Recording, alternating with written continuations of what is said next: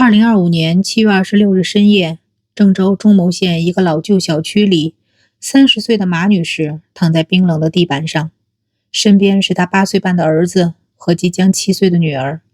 空调被开到了最低的16度，房间被刻意打扫过，但空气中挥之不去的血腥味还是出卖了这里曾发生的人间惨剧。而亲手制造这一切的，竟是孩子父亲梁念霞最信任的发小，那个天天吃着他家晚饭，喊着要和他女儿结娃娃亲的崔某某。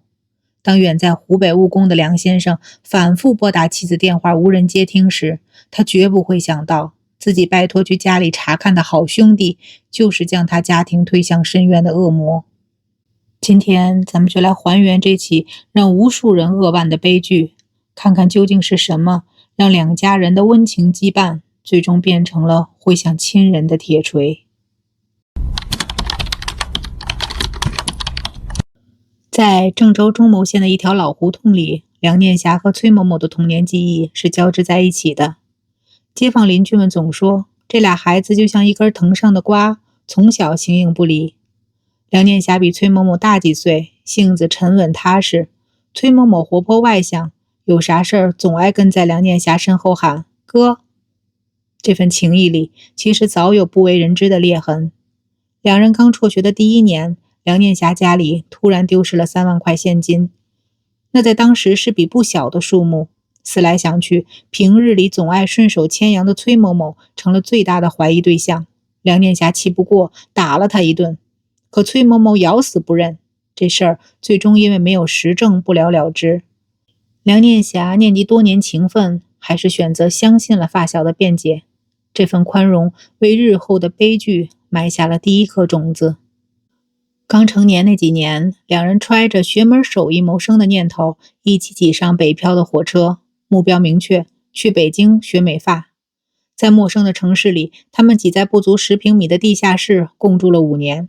冬天没有暖气，就裹着同一条厚被子聊天取暖。发了微薄的学徒工资，舍不得下馆子，一碗泡面两人分着吃，连汤都不剩。手艺上相互请教，生活上轮流买菜，分担房租。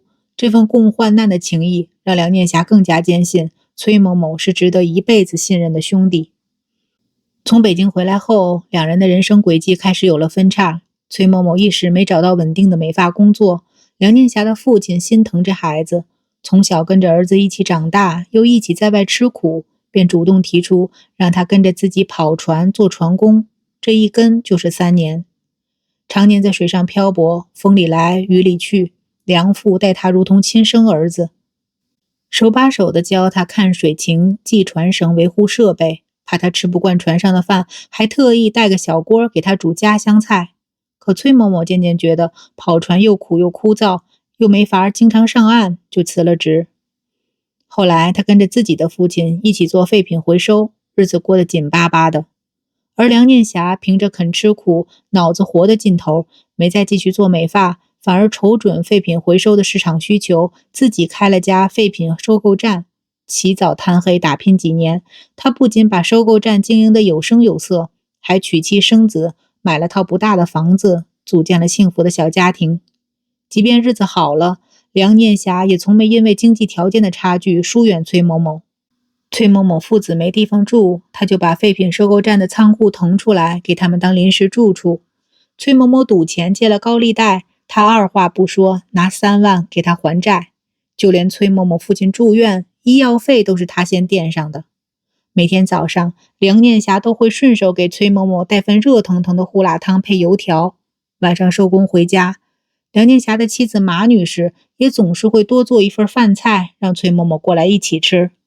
崔某某经常抱着梁念霞的女儿逗乐，逢人就说这是我未来的儿媳妇儿，还总给2个孩子买零食和玩具。在梁念霞眼里，崔某某不是外人，是一起熬过苦的过命兄弟。在马女士和孩子心中，崔某某就像家里的亲人，亲切又可靠。这种家人般的信任体现在生活的方方面面。梁念霞会毫无保留地跟崔某某说自己的生意情况，甚至在取快递时当着崔某某的面拆开刚买的黄金饰品。那颗小金豆是他打算送给妻子的生日礼物。他从没想过自己的这份坦荡会在崔某某心里埋下贪婪的种子，而崔某某也借着这份信任，悄悄做了一件改变所有人命运的事儿。一次在梁家做客时，趁着众人忙碌无暇顾及，他偷偷拿走了梁家的钥匙，悄悄配了一把藏在身上。梁念霞的毫无防备，让这把钥匙成了日后通往地狱的通行证。2025年7月23日，梁念霞因为生意需要去湖北出差，临走前，他给崔某某发了条微信，提了一句之前借给他的钱能不能先还一部分。崔某某很快回复，语气带着几分委屈，哥，我刚把之前的窟窿补上，又借了1万块外债，实在腾不出钱。梁念霞没多想，只回复不急，你先周转，就匆匆踏上了行程。他不知道这条消息成了压垮崔某某的最后一根稻草。7月25日深夜，梁先生和妻子马女士视频通话。电话里马女士笑着说2个孩子都睡了，儿子今天在学校得了小红花，女儿还念叨着要爸爸带礼物回来。两人聊了10几分钟，挂电话前，梁先生还叮嘱妻子晚上锁好门，有事儿随时给我打电话。可他怎么也没想到，这竟是他和家人最后的告别。7月26日凌晨5点多，梁念霞习惯性的给妻子发了条早安的消息，却迟迟没收到回复。起初他以为妻子和孩子还在睡觉，直到上午10点，电话依旧无人接听，微信也没人回。一种不祥的预感涌上心头，他立刻拨通了崔某某的电话，拜托他去家里看看情况。毕竟在他心里头，崔某某是最信得过的人。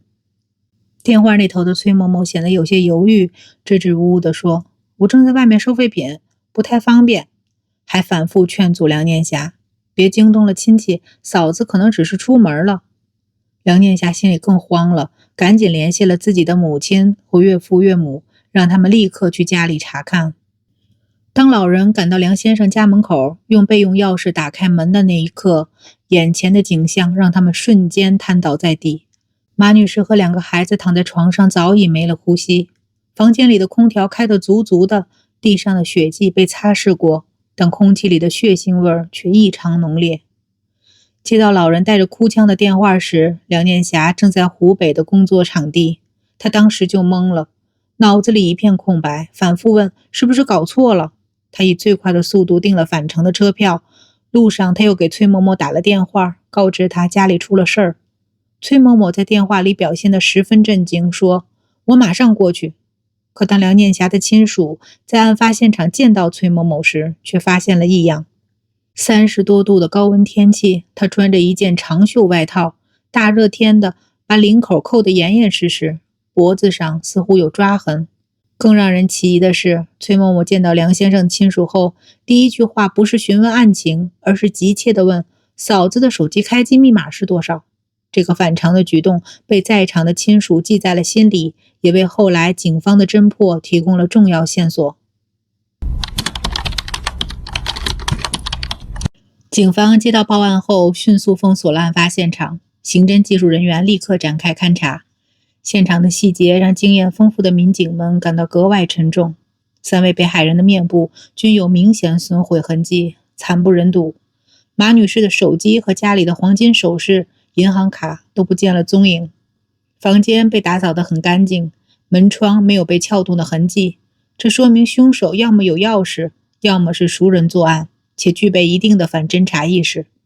根据现场勘查结果，警方初步判断这是一起入室抢劫杀人案。而此时接到梁念霞亲属通知后赶到现场的崔某某进入了警方的视线。民警注意到，崔某某虽然刻意表现得悲痛，但眼神却始终躲闪，尤其在看到民警关注他的颈部时，身体不自觉地紧绷。当天郑州的气温超过30度，他却反常地穿着长袖外套，领口还扣得死死的。觉察异样后，民警当场对其进行了初步讯问，并要求他脱下外套配合检查。外套脱下后，崔某某脖子和后背上的抓痕暴露无遗，新鲜的伤口还在微微渗血。面对民警伤口来源的追问，他眼神慌乱，支支吾吾地辩解：是早上收废品时被路边的树枝刮到的。但这些抓痕边缘清晰，明显是人为撕扯所致，与树枝刮伤的形态完全不符，这让他的嫌疑瞬间飙升。民警当即决定将崔某某带回派出所进一步调查，并对他的身体进行了 DNA 采样。与此同时，法医的初步鉴定结果也出来了，细节令人脊背发凉。马女士身上有多处钝器伤和勒痕，指甲缝里残留着少量皮肤组织。2个孩子的死因是机械性窒息，更残忍的是，3名被害人的面部都有明显的铁锤击打痕迹，软组织严重受损。崔某某在杀人后还对他们进行了疯狂的毁容，而马女士指甲缝里的皮肤组织 DNA 经过比对，与崔某某完全吻合。铁证面前，崔某某的心理防线彻底崩溃，如实供述了自己的犯罪事实。据崔某某交代，他因为长期沉迷网络赌博，欠了10几万的外债，催债电话天天打，甚至有人找到他家里威胁他。案发前几天，梁先生催他还钱，让他感到了巨大的压力。而之前看到梁先生买的黄金首饰后，他就动了歪念，觉得梁先生家有钱，拿点东西应该没事儿。7月26日凌晨，他戴着口罩、手套，拿着自己配的钥匙潜入梁先生家，本想趁一家人熟睡时偷走黄金首饰和银行卡，却没想到刚进卧室就惊醒了马女士。马女士看到有陌生人闯入，立刻大声呼救并上前反抗，抓伤了崔某某的脖子。崔某某怕事情败露，一时情急，就用枕头捂住了马女士的口鼻，直到她没了呼吸。这时隔壁房间的孩子被惊醒，哭着跑了过来。崔某某在恐慌之下对2个年幼的孩子下了毒手。更丧心病狂的是，杀人后他想到不能让人认出，竟然拿起家里的铁锤对着3个被害人的面部疯狂击打。作案后，他拿走了马女士的手机、家里的黄金首饰和银行卡，还特意把空调开到16度，清理了现场的血迹，试图掩盖这种滔天罪行。崔某某的供述让所有人都感到无比痛心和愤怒。这个从小被梁念霞父亲带着学手艺，在船上被照顾了3年的孩子，这个天天吃着马女士做的饭菜的家人，怎么会对毫无反抗能力的孩子痛下杀手，还做出毁容这种泯灭人性的事儿？当民警问他下手的时候就没想起过梁家对你的好吗？崔某某捂着脸哭了，嘴里反复念叨：我当时慌了，我怕他们认出我，我不想坐牢，却始终没说一句对不起。随着调查的深入，崔某某的真实处境也逐渐清晰。据他的父亲崔先生回忆，案发后家里接到了无数个催债电话，有网贷平台的，有私人借贷的，具体欠了多少钱他也不清楚。崔先生说，他和儿子一起做废品回收，虽然赚的不多，但维持生计没问题。可崔某某却迷上了网络赌博，越输越想翻本，最后欠了一屁股债。他也曾劝过儿子，可崔某某根本听不进去，还偷偷把家里的积蓄都拿去还了赌债。崔先生得知儿子的所作所为后，老泪纵横地给梁念霞打去致歉电话，声音哽咽到几乎说不出完整的话。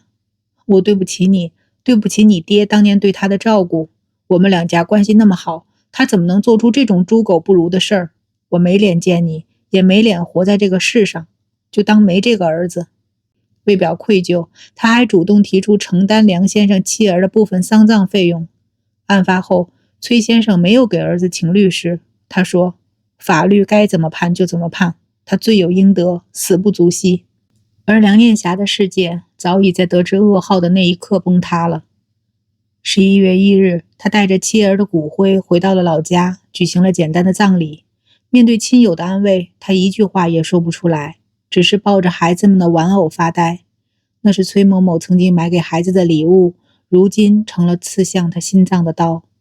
在接受采访时，梁念霞红着眼眶，声音抖得不成样子。我女儿马上要过7岁生日了，她还等着我给她买蛋糕，我儿子还等着我看他的小红花，现在什么都没了。他不仅杀了他们，还毁了他们的脸，我连最后给他们留个全乎样子都做不到。爸爸，我最后38天都过生日了。爸爸知道。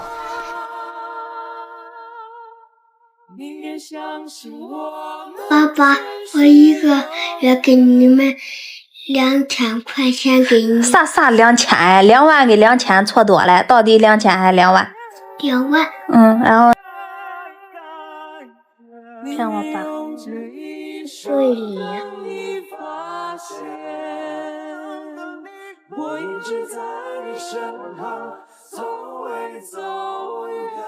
11月4日，梁念霞在直播中回应了崔某某父亲的道歉，他的声音沙哑而疲惫。不是所有的对不起都能换来一句没关系，他毁了我的家，让我的孩子永远没了父母，这种痛苦我一辈子都忘不掉。我爹当年在船上把他当亲儿子待，我把他当亲兄弟，换来的就是这个结果。